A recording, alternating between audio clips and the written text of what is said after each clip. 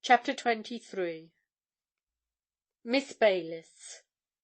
Next day, a little before noon, Spargo found himself in one of those pretentious yet dismal Bayswater squares which are almost entirely given up to the trade, calling, or occupation of the lodging and boarding-house keeper.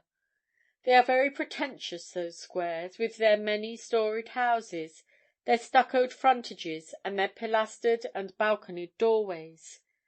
Innocent country folk, coming into them from the neighbouring station of Paddington, take them to be the residences of the dukes and earls who, of course, live nowhere else but in London.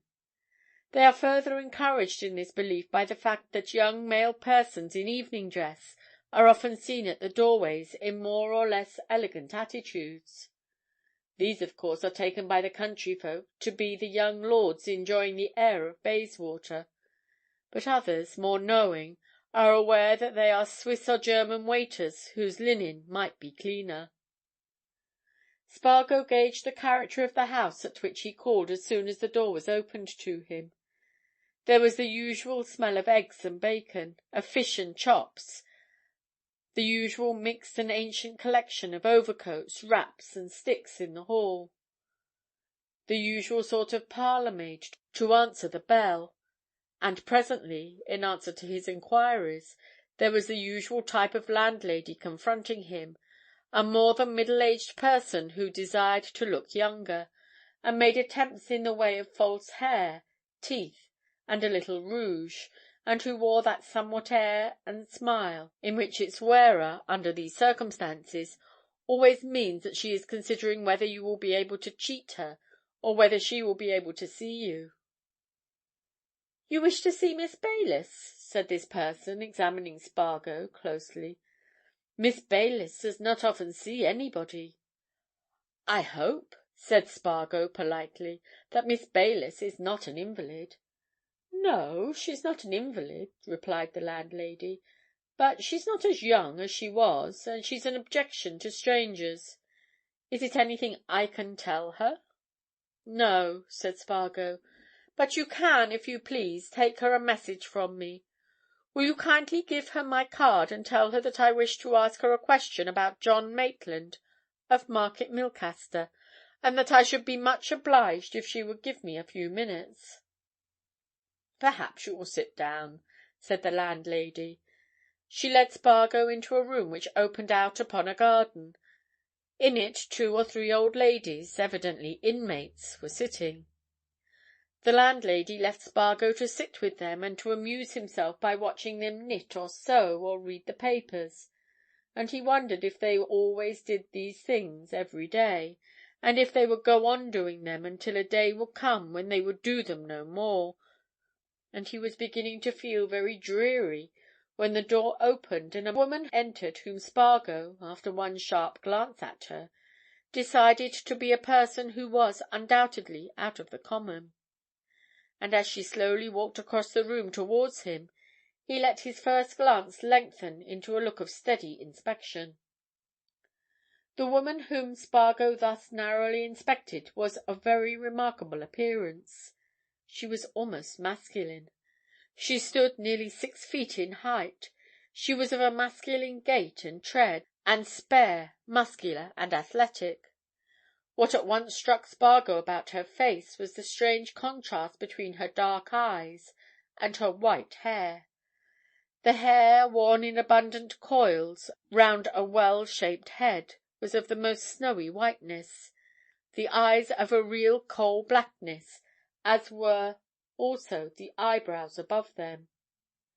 The features were well cut and of a striking firmness, the jaw square and determined, and Spargo's first thought on taking all this in was that Miss Baylis seemed to have been fitted by nature to be a prison wardress, or the matron of a hospital, or the governess of an unruly girl, and he began to wonder if he would ever manage to extract anything out of those firmly locked lips. Miss Baylis, on her part, looked Spargo over as if she was half-minded to order him to instant execution, and Spargo was so impressed by her that he made a profound bow and found a difficulty in finding his tongue. "Mr. Spargo," she said in a deep voice which seemed peculiarly suited to her, "I see, the Watchman, you wish to speak to me?" Spargo again bowed in silence. She signed him to the window near which they were standing. "Open the casement, if you please," she commanded him. "We will walk in the garden. This is not private." Spargo obediently obeyed her orders. She swept through the opened window, and he followed her. It was not until they had reached the bottom of the garden that she spoke again. "I understand that you desire to ask me some questions about John Maitland of Market Milcaster," she said. "Before you put it, I must ask you a question. Do you wish any reply I may give you for publication?" "Not without your permission," replied Spargo. "I should not think of publishing anything you may tell me except with your express permission." She looked at him gloomily, seemed to gather an impression of his good faith, and nodded her head. "In that case," she said, "what do you want to ask?" "I have lately had reason for making certain enquiries about John Maitland," answered Spargo. "I suppose you read the newspapers, and possibly the Watchman, Miss Baylis?" But Miss Baylis shook her head. "I read no newspapers," she said. "I have no interest in the affairs of the world. I have work which occupies all my time. I give my whole devotion to it." "Then you have not recently heard of what is known as the Marbury case—a case of a man who was found murdered?" asked Spargo. "I have not," she answered. "I am not likely to hear such things." Spargo suddenly realized that the power of the press is not quite as great nor as far-reaching as very young journalists hold it to be, and that there actually are, even in London, people who can live quite cheerfully without a newspaper. He concealed his astonishment and went on. "Well," he said, "I believe that the murdered man, known to the police as John Marbury, was in reality your brother-in-law, John Maitland. In fact, Miss Baylis, I'm absolutely certain of it." He made this declaration with some emphasis, and looked at his stern companion to see how she was impressed. But Miss Baylis showed no sign of being impressed. "I can quite believe that, Mr. Spargo," she said coldly. "It is no surprise to me that John Maitland should come to such an end. He was a thoroughly bad and unprincipled man, who brought the most terrible disgrace to those who were, unfortunately, connected with him. He was likely to die a bad man's death." "I may ask you a few questions about him?" suggested Spargo in his most insinuating manner.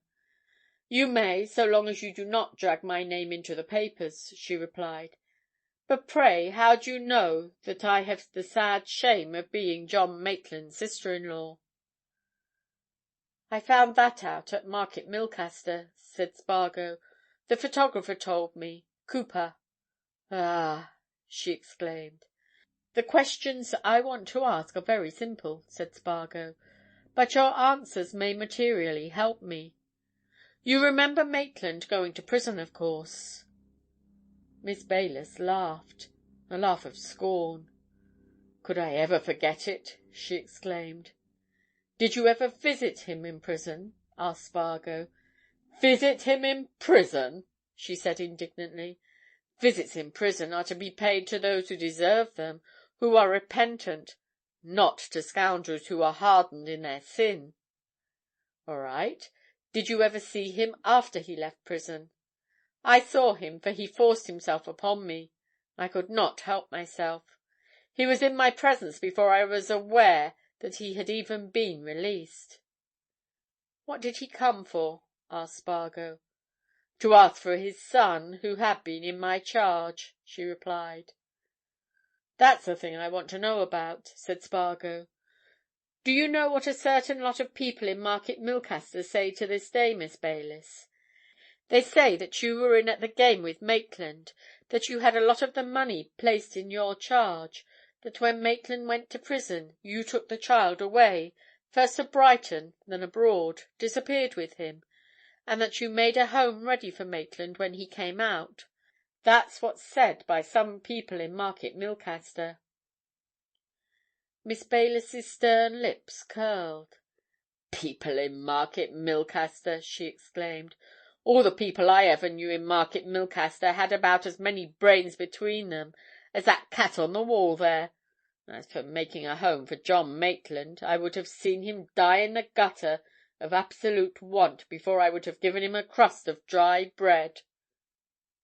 "You appear to have a terrible dislike of this man," observed Spargo, astonished at her vehemence. "I had, and I have," she answered. "He tricked my sister into a marriage with him when he knew that she would rather have married an honest man who worshipped her. He treated her with quiet, infernal cruelty. He robbed her and me of the small fortunes our father left us." "Ah," said Spargo. "Well, so you say Maitland came to you, when he came out of prison, to ask for his boy. Did he take the boy?" "No. The boy was dead." "Dead, eh? Then I suppose Maitland did not stop long with you." Miss Baylis laughed her scornful laugh. "I showed him the door," she said. "Well, did he tell you that he was going to Australia?" enquired Spargo. "I should not have listened to anything that he told me, Mr. Spargo," she answered. "Then, in short," said Spargo, "you never heard of him again?" "I never heard of him again," she declared passionately. "And I only hope that what you tell me is true, and that Marbury really was Maitland." Chapter 24